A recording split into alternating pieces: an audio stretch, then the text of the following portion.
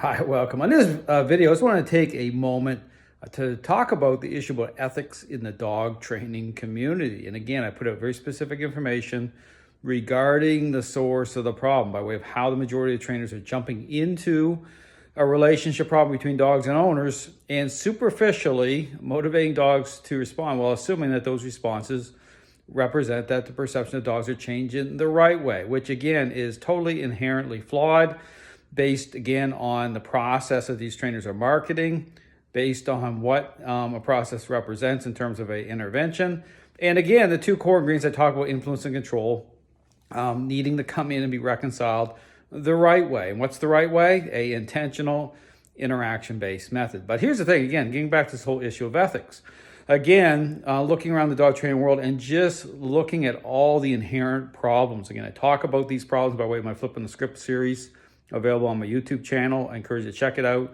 But here's the thing, again, when you talk about ethics, relating to what's happening, ethics really comes down to a individual issue. As an individual, in terms of a dog trainer stepping into the dog training community and actually looking around and asking the questions that the majority of these trainers never asked or even cared to ask.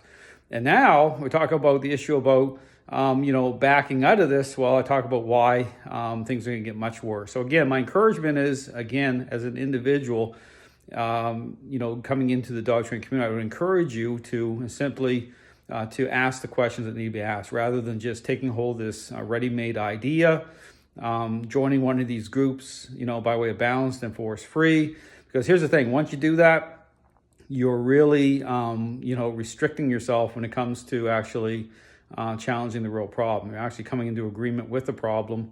And again, this is where, again, talk about ethics. Well, to even have that conversation is highly problematic based, again, on what's happening. Thanks for watching.